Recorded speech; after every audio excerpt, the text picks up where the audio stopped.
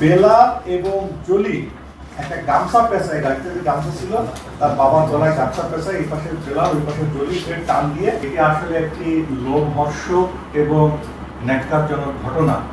ছেলে কর্তৃক বাবাকে অপহরণ করে হত্যা করা হয়েছে এবং তারপরে তার লাশটা গুম করা হয়েছে। ভিকটিমের নাম হচ্ছে মুজিবুর রহমান। উনি পেশায় একজন বাবরচি। ওনার বাড়ি হচ্ছে চট্টগ্রাম জেলার বাঁশখালী থানার চাম্বুল গ্রামে। ব্যক্তিগত জীবনে তিনি 3টা বিয়ে করেছেন, 3টা পরিবার। তো প্রথম পরিবারের 2জন ছেলে, দ্বিতীয় পরিবারে 1জন মেয়ে, তৃতীয় পরিবারে 1জন মেয়ে। তাই এখন উনি বৃদ্ধ বয়সে আর কি, সেই বয়সে ওনার মেয়েদের সাথে উনি থাকতেন।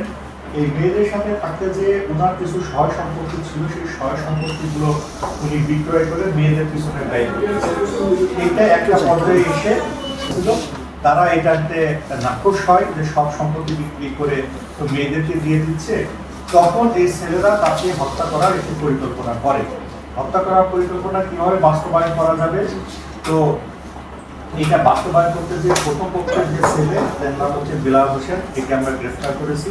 সে বিজ্ঞ আদালতে 160 রিপোর্ট করেছে।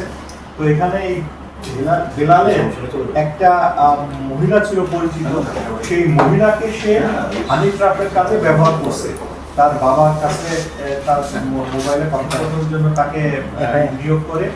সেই মহিলা তার বাবার সাথে কথা বলে তার সাথে দেখা সাক্ষাৎ করবে, অথবা তার বাবাকে আরেকটা বিয়ে শাদী করা যাবে। জীবন অবাক না করলে কে করবে? 28% মিল্ক ফ্যাটের অবাক করার সাথে ফ্রেশ মিল্ক পাউডার। জীবন অবাক করুক প্রতিদিন। ইত্যাদি কাজে গত 6/6/24 তারিখে ওই মহিলার বাসায় এই মুজিবুর রহমান ভিকটিম, আমাদের মামলা, এই ভিকটিম প্রবেশ করে। সে প্রবেশ করার সময় কিছু ফল টল কাঁঠাল এগুলো নিয়ে এসে গিয়েছিল। এইটা আমাদের যে আসামি বেলাল, এই বেলালের পরামর্শ মতো তিনি সেই কাজটা করেছেন।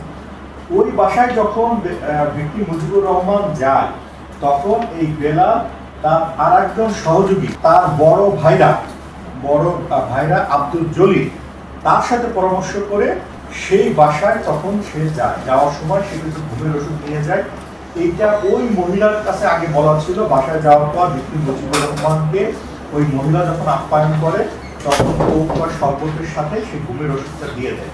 ঘুমের ওষুধ দিয়ে দেওয়ার পরে যখন সে নিস্তেজ হয়ে যায়, তখন এই বেলাল ওই জলিলের সহায়তায়, জলিল তখন শুক্রবার ছিল, নামাজ পড়তে গেছিল, মসজিদ থেকে তাকে ডেকে আনে। ওই অবস্থায় ভিকটিম মুজিবুর রহমানকে তারা একটি সিএনজিতে তোলে, ধরাধরি করে সিএনজিতে তোলে। একটি অসুস্থ মানুষ হসপিটালে চিকিৎসা করতে নিচ্ছে। তো পিছনে আর একটা সিএনজিতে তারা এই বেলাল সহ সিআরবিতে যায়। সিআরবিতে কেন যায়? তারা তাকে একটি মাইক্রোতে তোলার জন্য যায়। সিআরবিতে বেলাল আগে একটি মাইক্রো চালাইতো, সে তার পরিচিত ছিল। সেই পরিচিত মাইক্রোকে সে ভাড়া করে যে আমার একটি টিপ আছে, 3000 টাকা দাও, আমি টিপটা নামায় আসি। সেই মাইক্রোতে বেলাল জলিলের সহায়তায় তার বাবাকে তোলে। ওই গাড়িতে 3জন ছিল। বেলাল গাড়িটা চালাচ্ছিল, জলিলের বাবা তার পিছনে বসে তারা চট্টগ্রামের বিভিন্ন জায়গাতে তারা ঘোরাফেরা করে, মুভমেন্ট করে। কেন করে?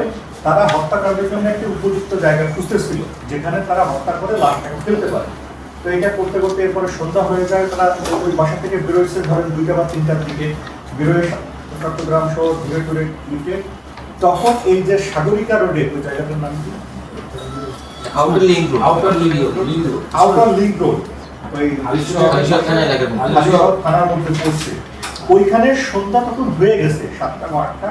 ওইখানে গাড়ি থামায় বেলাল এবং জলি একটা গামছা পেঁচায়, গাড়িতে যে গামছা ছিল তার বাবার গলায় গামছা পেঁচায়, এই পাশে বেলাল ওই পাশে জলি, টান দিয়ে তার বাবা হত্যাকাণ্ড তারা নিশ্চিত করার পর তার বাবা যখন নিস্তেজ হয়ে যায়, তখন ওই জায়গাতে একটা রাস্তার পাশে জঙ্গলের মধ্যে তারা ফেলে দিয়ে ওই গাড়িটা আবার সিআরবিতে যার কাছ থেকে নিয়েছিল তাকে 3000 টাকা জমা দেয়, যে আমাদের টিপটা শেষ হয়েছে, দিয়ে বেলাল এবং জলিল যার বাড়িতে চলে যায়।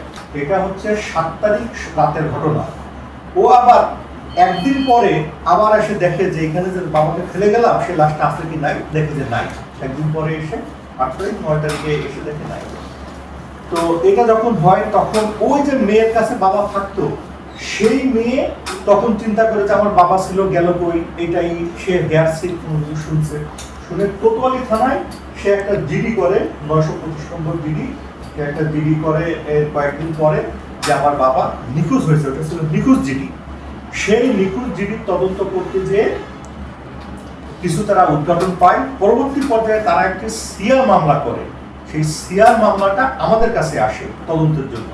আমাদেরই একজন অফিসার জুলফিকার এসআই, উনি সিআর মামলা তদন্ত করতে যেয়ে ভিকটিম মুজিবুর রহমানের যে মোবাইল ফোন, সেটা প্রযুক্তির সহায়তায় এই যে আসামি বেলাল এর শ্বশুর বাড়ি থেকে উদ্ধার করে অ্যারেস্ট করে জিজ্ঞাসাবাদ করলে সেই সব ঘটনা আমাদের সাথে স্বীকার করে।